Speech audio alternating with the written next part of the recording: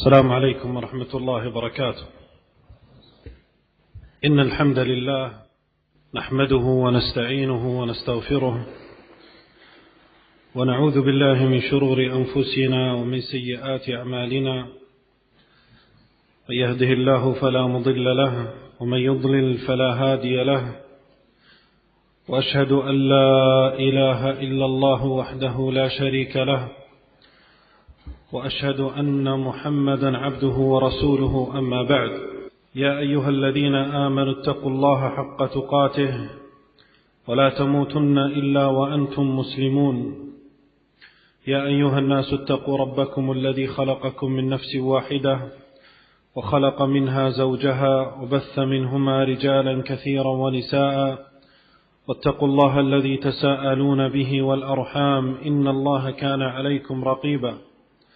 يا أيها الذين آمنوا اتقوا الله وقولوا قولا سديدا يصلح لكم أعمالكم ويغفر لكم ذنوبكم، ومن يطع الله ورسوله فقد فاز فوزا عظيما. أما بعد، فإن أصدق الحديث كلام الله، وخير الهدي هدي محمد صلى الله عليه وسلم، وشر الأمور محدثاتها، وكل محدثة بدعة، وكل بدعة ضلالة، وكل ضلالة في النار. إخواني في الله،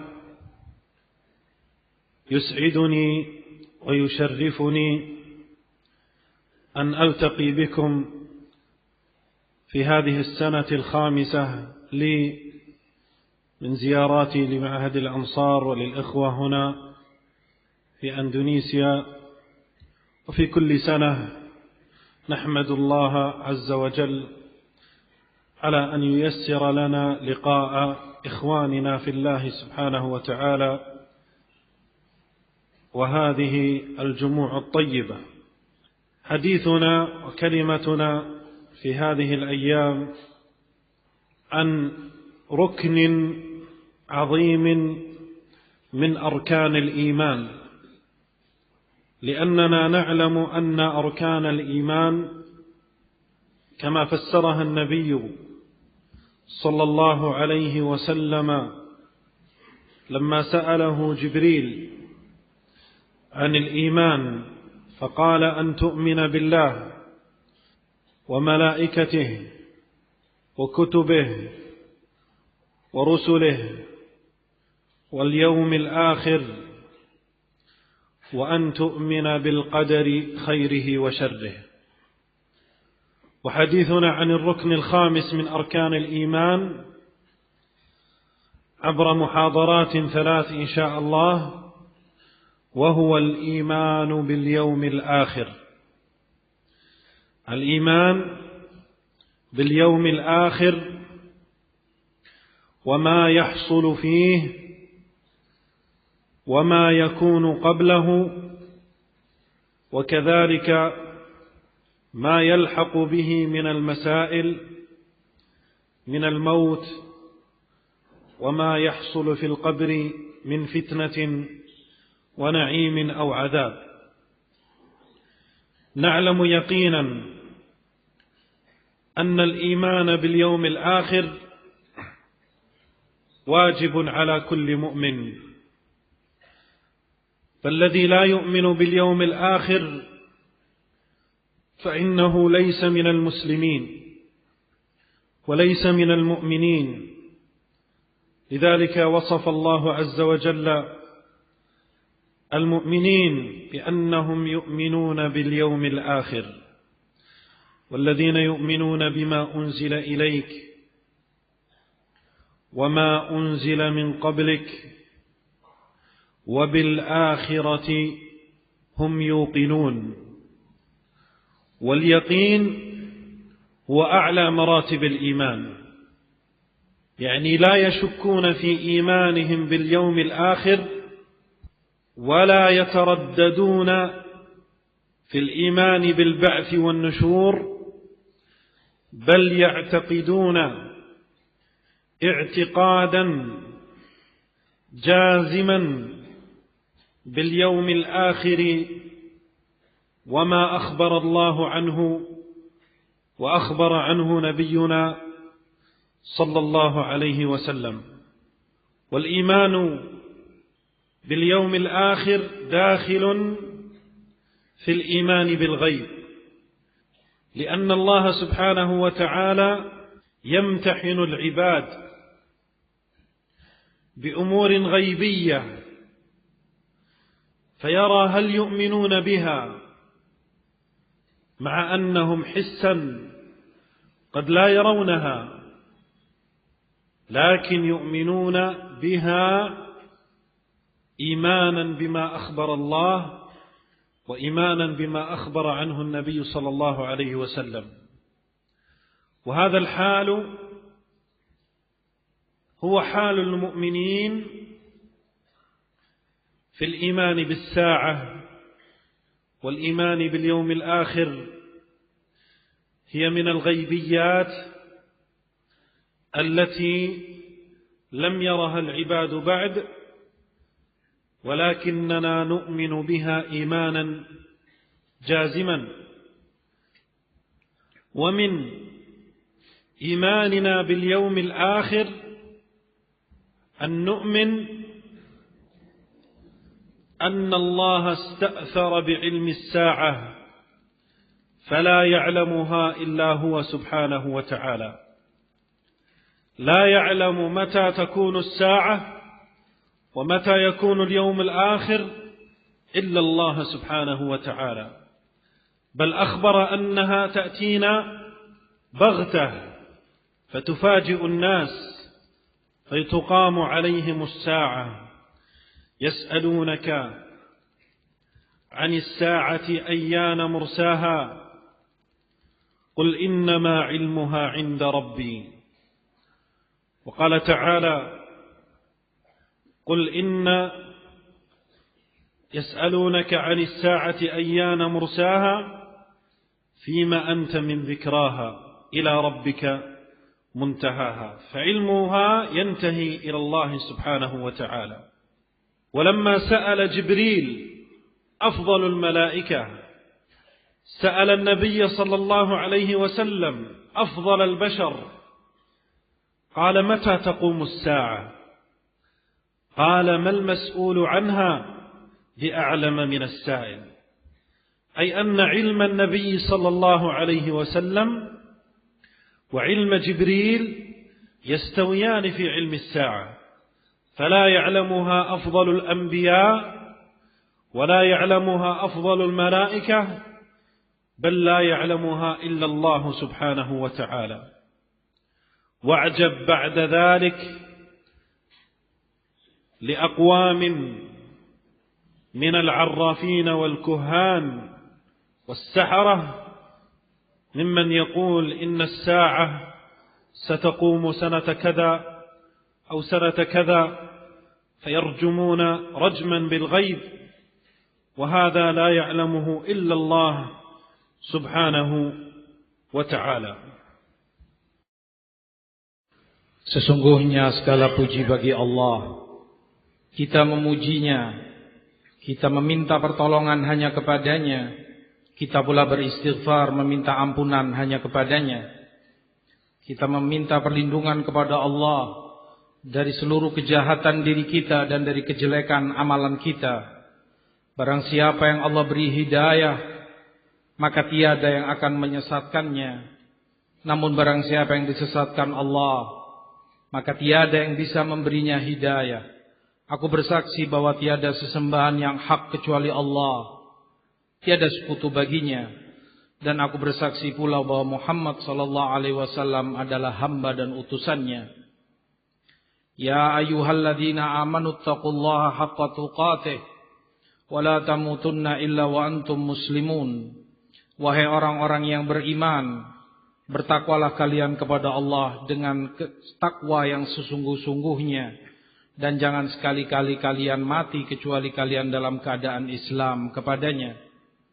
Ya ayuhan nasu taqu rabbakumul ladzi khalaqakum min nafsin wahidah wa khalaqa minha zawjaha wa batha minhuma rijalan katsiran wa nisaa'a wattaqullaha alladzi tasaaluna bihi wal arhama innallaha kana 'alaikum raqiba.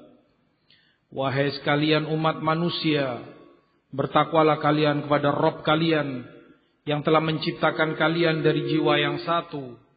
Lalu Allah ciptakan darinya pasangannya, dan Allah sebarkan dari keduanya banyak lelaki dan wanita. Bertakwalah kalian kepada Allah yang kalian minta kepadanya. Dan demikian pula hubungan rahim kalian. Sesungguhnya Allah selalu mengawasi amal perbuatan kalian. Ya ayyuhalladzina amanu taqullaha wa qulu qawlan sadida yuslih lakum a'malakum wa yaghfir lakum dhunubakum wa man yuti'illaha wa rasulahu faqad faza fawzan 'azima. Wahai orang-orang yang beriman, bertakwalah kalian kepada Allah dan ucapkanlah oleh kalian perkataan yang benar. Niscaya dengan itu Allah akan membenahi amalan kalian dan mengampuni dosa-dosa kalian. Dan barang siapa yang bertaat kepada Allah dan Rasulnya, sungguh dia telah menang dengan kemenangan yang besar. Amma ba'd, sesungguhnya sebenar-benarnya perkataan adalah ucapan Allah, dan sebaik-baik petunjuk adalah petunjuk Rasulullah sallallahu alaihi wasallam. Dan sejelek-jeleknya perkara adalah perkara yang diada-adakan. Karena sesungguhnya setiap perkara yang diada-adakan adalah bid'ah, dan setiap kebid'ahan adalah sesat, dan setiap kesesatan adalah di neraka tempat kembalinya.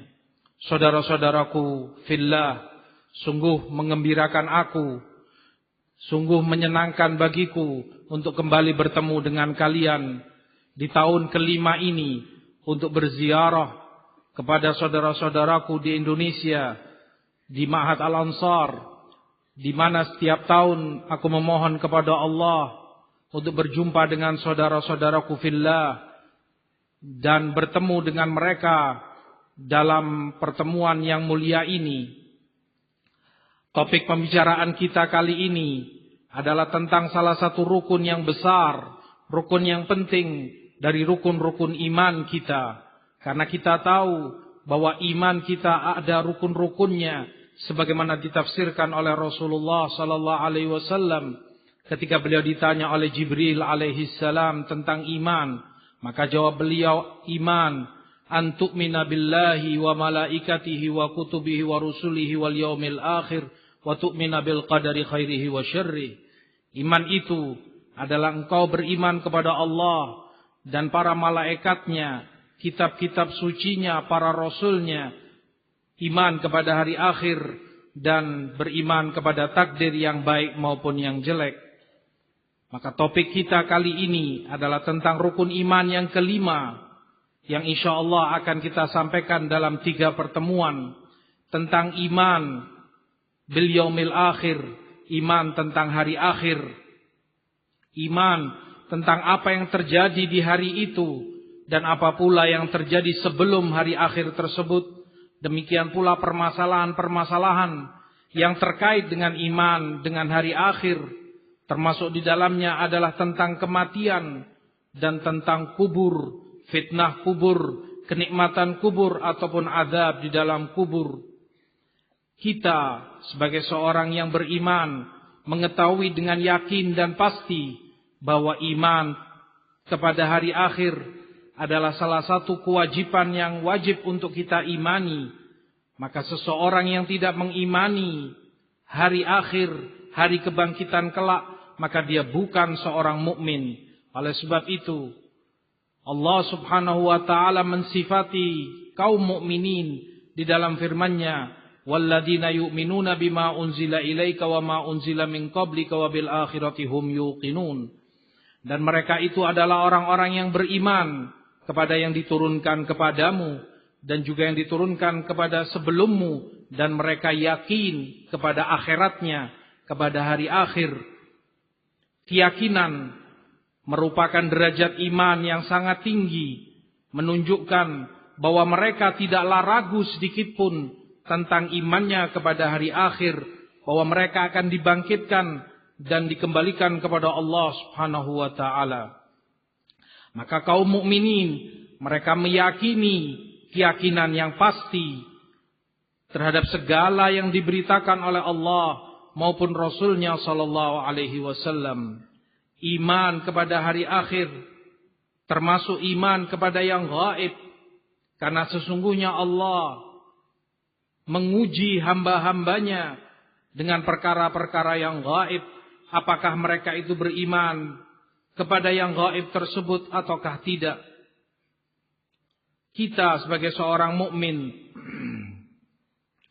tidak melihat secara kasat mata perkara yang gaib ini, namun disitulah letak keistimewaan, kelebihan seorang mukmin mengimani segala yang datang dari Allah, mengimani segala yang dikabarkan oleh Rasulullah sallallahu alaihi wasallam walaupun dia tidak melihatnya.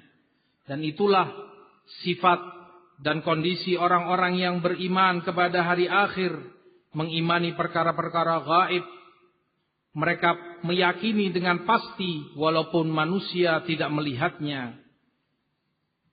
Termasuk iman kepada hari akhir pula untuk kita meyakini dan mengetahui dengan pasti bahwa Allah merahasiakan tentang ilmu kapan hari akhir itu akan terjadi. Perkara ini tidaklah ada yang mengetahuinya melainkan Allah Subhanahu wa taala semata. Bahkan Allah kabarkan kepada kita bahwa hari kiamat akan datang dengan tiba-tiba, sebagaimana Allah sebutkan dalam Quran, yas'alunaka 'anis sa'ati ayyana mursaha fima anta min dzikraha ila rabbika muntahaha. Mereka bertanya-tanya kepadamu tentang kiamat. Dan Allah Subhanahu wa taala katakan, hanya kepada Allah ilmunya, hanya Ia yang mengetahuinya. Di dalam ayat lain Allah sebutkan, qul innama ilmuha 'inda rabbi, bahwa ilmu tentang hari kiamat hanya Rabbku yang mengetahuinya. Demikian pula di dalam hadis Jibril alaihi salam, ketika beliau bertanya kepada Rasulullah sallallahu alaihi wasallam tentang kiamat, kalaulah kita perhatikan, Jibril, malaikat yang paling afdal, paling mulia, bertanya kepada Rasulullah sallallahu alaihi wasallam sebagai manusia yang paling afdal dan paling mulia. Namun jawaban Rasulullah sallallahu alaihi wasallam, mal mas'ulu anha bi'a'lama minas sa'il. Yang ditanya tidaklah lebih tahu dari yang bertanya. Demikianlah untuk mengajarkan kepada kita bahwa ilmu Jibril, demikian pula ilmu Rasulullah sallallahu alaihi wasallam dalam hal ini sama. Tidak ada yang mengetahui tentang kapan datangnya kiamat tersebut. Maka sangatlah mengherankan ketika kita mendapati pengakuan dusta dari para tukang tenun, dari para dukun dan tukang-tukang sihir yang menduga-duga, merekayasa dan menyatakan bahwa kiamat akan terjadi di tahun sekian dan tahun sekian. Semua itu dari mereka hanya mengira-ngira dan menduga-duga perkara yang gaib yang hanya diketahui oleh Allah Subhanahu wa taala. ومع أن علم الساعة لا يعلمه إلا الله سبحانه وتعالى، لكن الله عز وجل أخبرنا أن الساعة قريبة، وهذا قبل 1431 سنة. أخبرنا النبي صلى الله عليه وسلم ونزل القرآن أن الساعة قريبة، فقال النبي صلى الله عليه وسلم بعثت أنا والساعة كهاتين، فهذان الأصبعان ليس بينهما فرق كبير. فكذلك بعثة النبي صلى الله عليه وسلم علامة على اقتراب الساعة. ويقول الله سبحانه وتعالى أتى أمر الله فلا تستعجلوه، أي أنه قريب فلا تستعجلوه. وقال الله سبحانه وتعالى إنهم يرونه بعيدا ونراه قريبا فالساعة قريبة. وقال الله سبحانه وتعالى: اقتربت الساعة وانشق القمر. وقد أخبر الله سبحانه وتعالى ونبينا صلى الله عليه وسلم عن علامات وأشراط تكون قبل الساعة دلالة على اقترابها. وهذه الأشراط من أهل العلم من قسمها إلى قسمين، فقالوا: أشراط الساعة الصغرى وأشراط الساعة الكبرى. ومن أهل العلم من قسمها إلى 3 أقسام، كالسفاريني رحمه الله في لوامع الأنوار، فقال: قسم أو أشراط للساعة ظهرت وانقضت ومضت، وعلامات للساعة ظهرت ولا تزال مستمرة، وعلامات للساعة لم تظهر بعد وهي علامات الساعة الكبرى. وأشراط الساعة كثير والحديث عنها يطول، كتب فيها أهل العلم مصنفات مستقلة ومجلدات مطولة، وفي كتب السنن والصحاح أبواب مستقلة حول أشراط الساعة وعلاماتها. ومن أشراط الساعة التي ظهرت وانقضت وهي من القسم الأول بعثة النبي صلى الله عليه وسلم كما في الحديث الذي ذكرناه. ومنها موت النبي صلى الله عليه وسلم كما في الحديث: اعدد 6 قبل الساعة، وذكر منها موت النبي صلى الله عليه وسلم.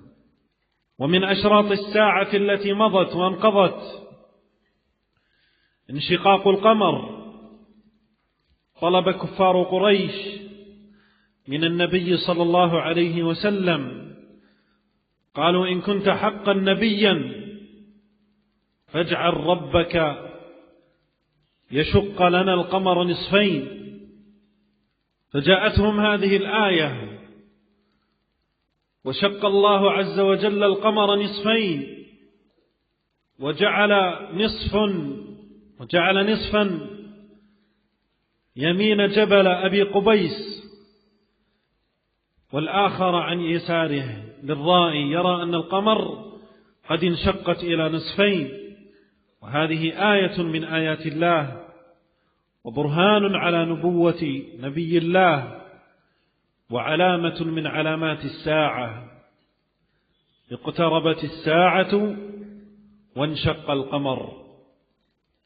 ومن علامات الساعة التي ظهرت وانقضت أيضا خروج نار، كما أخبر النبي صلى الله عليه وسلم قال: لن تقوم الساعة حتى تخرج نار في أرض الحجاز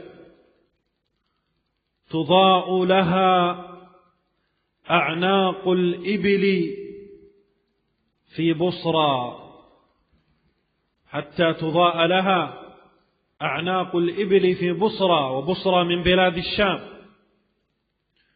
وهذه النار ذكر أهل العلم أنها ظهرت كما قاله النووي وابن كثير وغيره، أن نارا خرجت في أرض الحجاز في نواحي مدينة النبي صلى الله عليه وسلم في سنة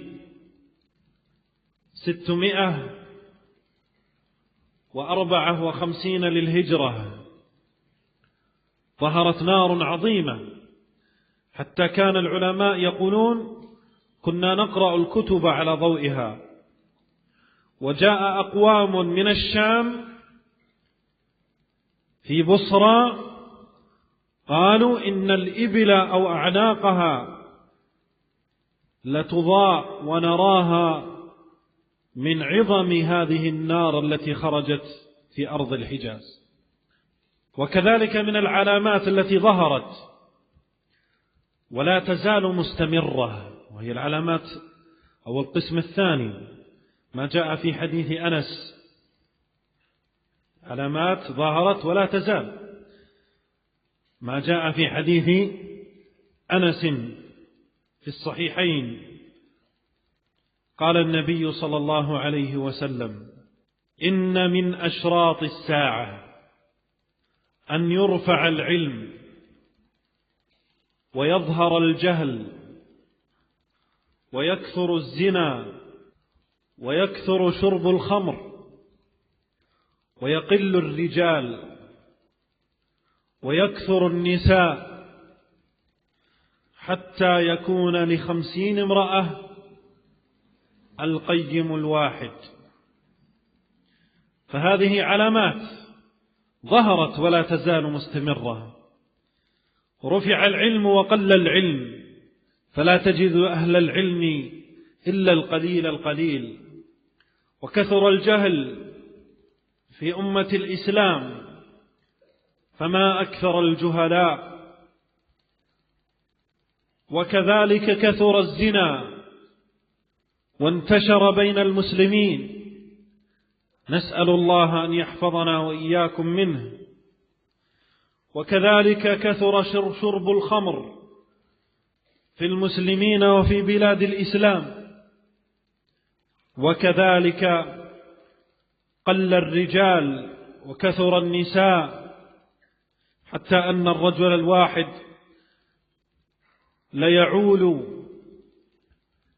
وينفق على كثير من النساء من زوجاته وبناته وأمه وأقاربه.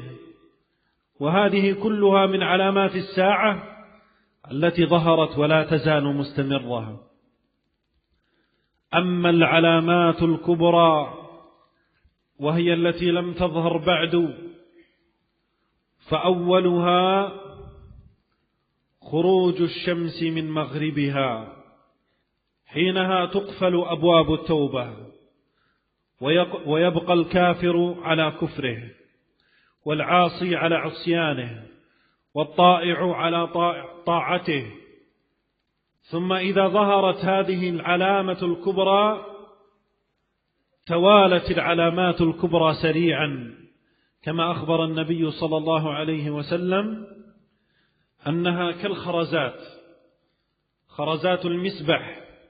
انظر إلى المسبح إذا قطعت خيطه كيف تخرج الخرزات منه سريعا سريعا وتتساقط.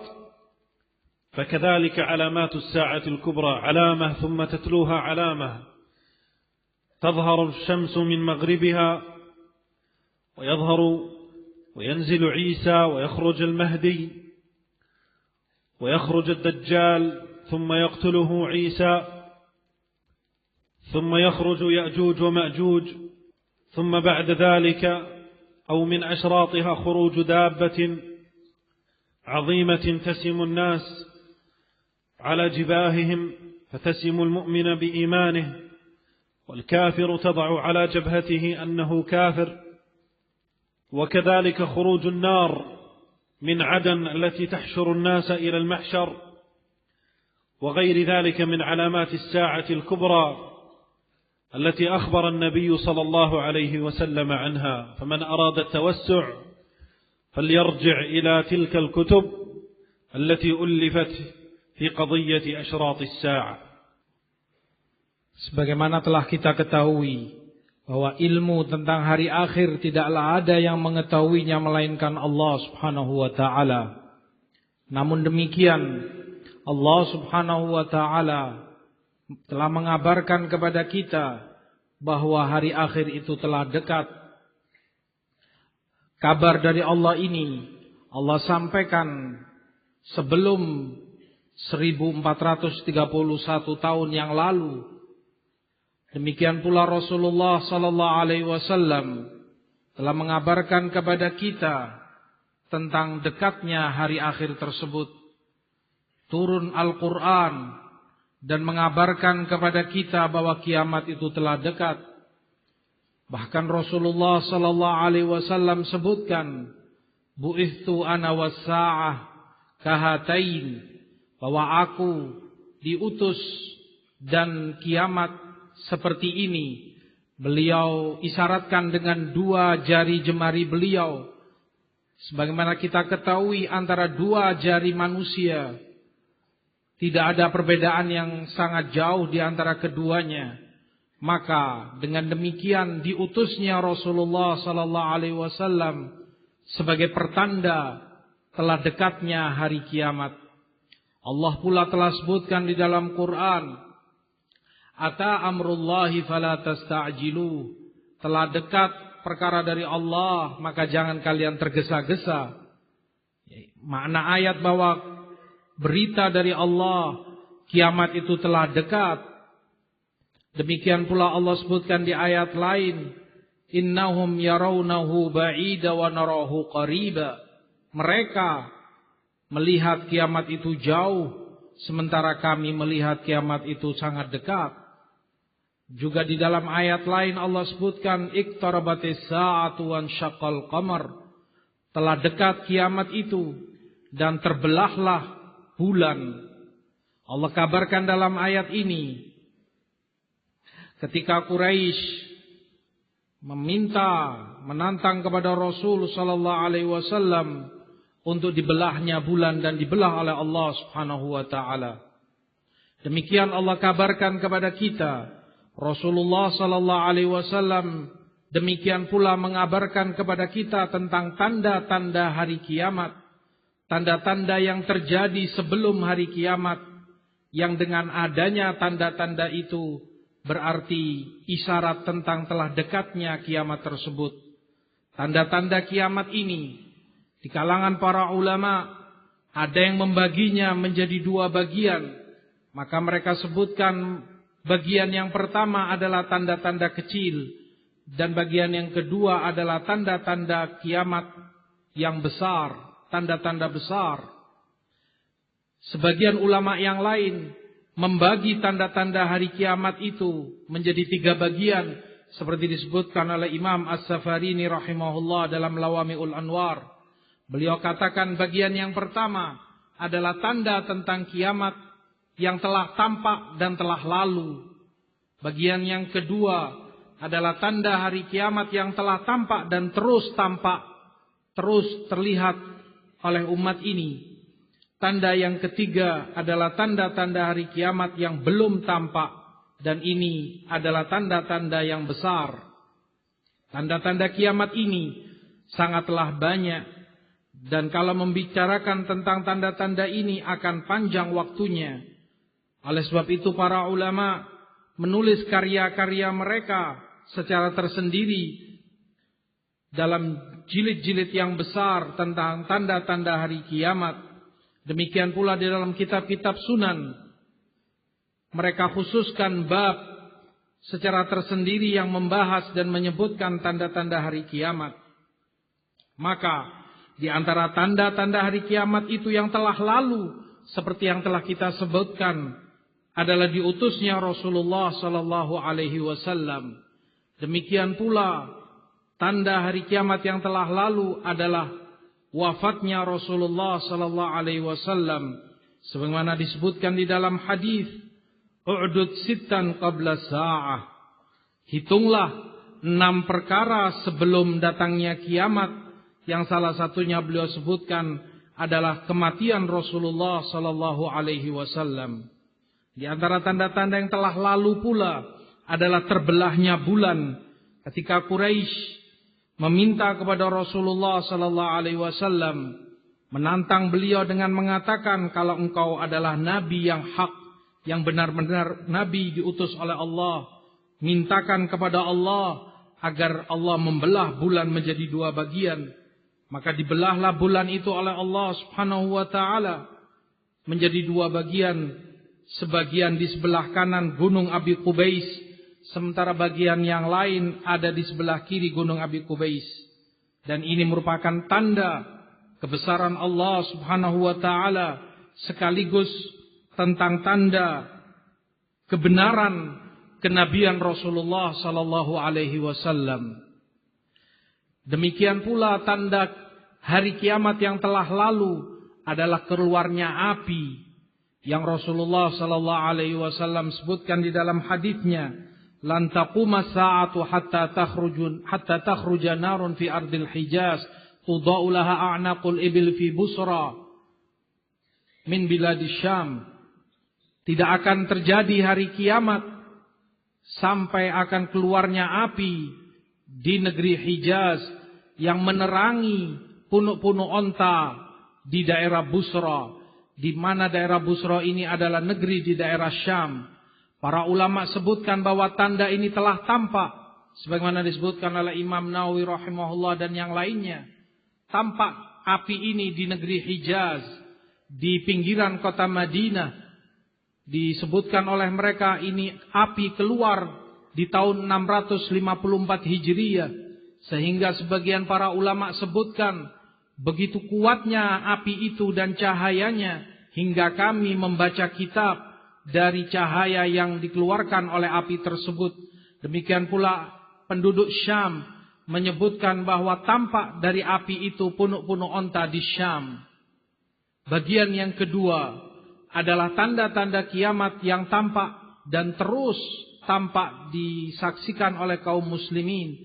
Sebagaimana di dalam hadis Anas di Bukhari Muslim, Rasulullah sallallahu alaihi wasallam sebutkan, "Inna min asyratis sa'ah an yurfa'al ilmu wa yadhharal jahlu wa yakthura zina wa yakthura syurbul khamr wa yaqillar rijal wa yakthura nisa hatta yakuna li 50 imra'ah al-qayyimul wahid."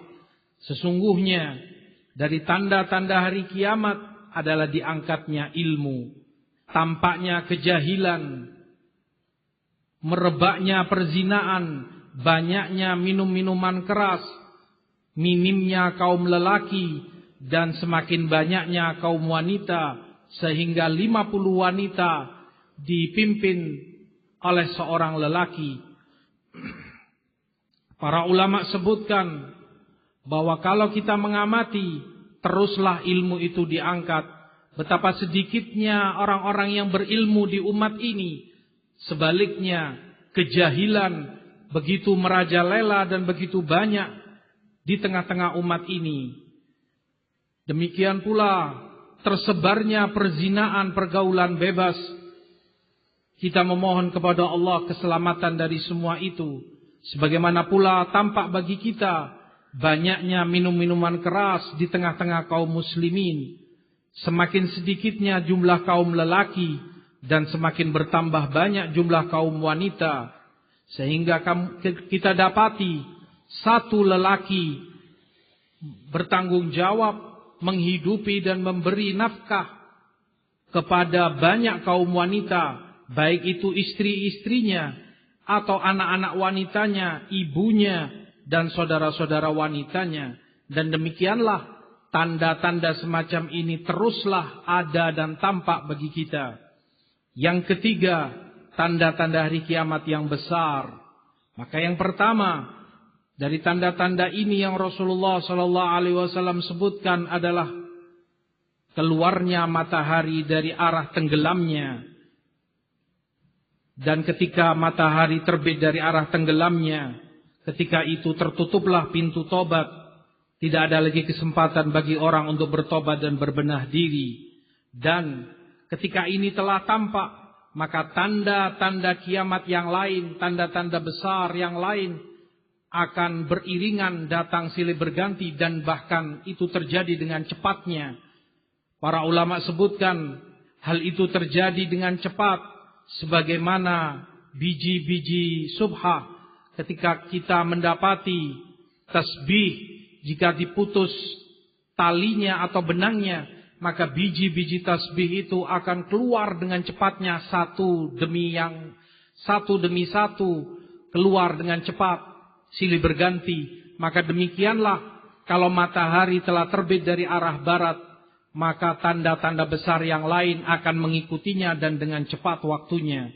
Turunnya Isa alaihissalam, keluarnya Mahdi, keluarnya Dajjal dan lalu kemudian dibunuh oleh Isa alaihissalam, keluarnya Ya'juj wa Ma'juj, demikian pula keluarnya binatang yang disebutkan oleh Rasul sallallahu alaihi wasallam, demikian pula keluarnya api yang menggiring manusia ke mahsyar. Barang siapa yang menginginkan untuk mengetahui lebih luas penjelasan tentang perkara ini, tanda-tanda hari kiamat, maka hendaklah dia kembali membaca kitab-kitab yang ditulis oleh para ulama dalam perkara ini. وكذلك مما يدخل في الإيمان باليوم الآخر مع الإيمان بأشراط الساعة الإيمان بالموت وما يحصل حاله وما يحصل بعد الموت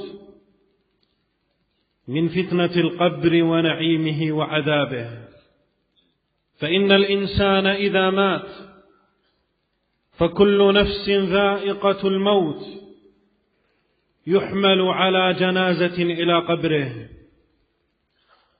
فإن كانت هذه الجنازة صالحة قالت قدموني قدموني، أي أنها تستعجل إلى النعيم الذي ستراه في قبرها.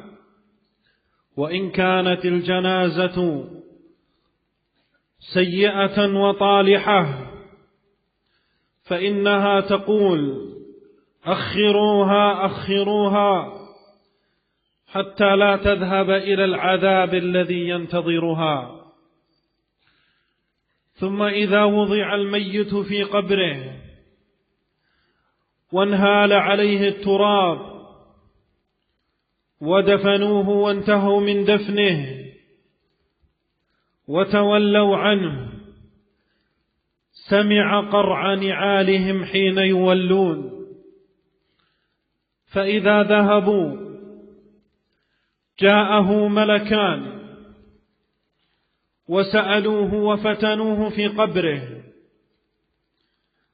كما في حديث البراء عند أهل السنن أن المسلم أو المؤمن أو أن ابن آدم إذا كان في انقطاع من الدنيا وإقبال على الآخرة جاءه ملكان وجاءوه في قبره، أحدهما اسمه منكر والآخر اسمه نكير، يأتونه في قبره فيسألونه الأسئلة الثلاث التي هي الأصول الثلاثة التي يجب على كل مسلم ومسلمة أن يعلمها، فيقولون له: من ربك؟ ما دينك؟ من هذا الرجل الذي بعث فيكم؟ فإن كانت الجنازة مؤمنة وصالحة قال: ربي الله وديني الإسلام ونبينا محمد صلى الله عليه وسلم، فيفسح له في قبره ويرى منزلته في الجنة ويأتيه من ريحها وريحانها، ويوسع له في قبره مد بصره، فيتنعم غاية النعيم ويتنعم النعيم العظيم في قبره. أما إن كان كافرا غير مؤمن فإنه سيقول: إجابة على هذه الأسئلة يقول لا أدري، ويقول سمعت الناس يقولون اسمه محمد فقلته من غير إيمان ولا يقين، فلا يوفق للإجابة الصحيحة فيضربه الملكان ضربة فيسمعه كل حي إلا الثقلان، ويضيق عليه في قبره، ويرى منزله في النار، ويأتيه من سمومها وحرها إلى أن تقوم الساعة. فهما رجلان اختر من أيهما أنت، هل تريد أن تكون من أهل النعيم فتعلم التوحيد واعمل بمقتضى علمك أن الله ربك فاعبده حق عبادته، واعمل بمقتضى علمك أن دينك الإسلام فاعمل بأركان الإسلام وحافظ على الصلاة والزكاة والحج والصيام، وقر بالشهادتين واعمل بمقتضاهما. وكذلك في إيمانك بالنبي صلى الله عليه وسلم طاعته فيما أمر، والابتعاد عما نهى عنه وزجر، وتصديقه فيما أخبر، والعمل بما شرع لا بالأهواء والبدع. عند ذلك تكون من أهل السعادة في القبر، وإلا فإنك أنت من أهل الشقاء، ولا تلومن بعد ذلك إلا نفسك. والإيمان بعذاب القبر. Karena waktu maghrib, insyaallah kita skors, kita lanjutkan usai salat maghrib insyaallah.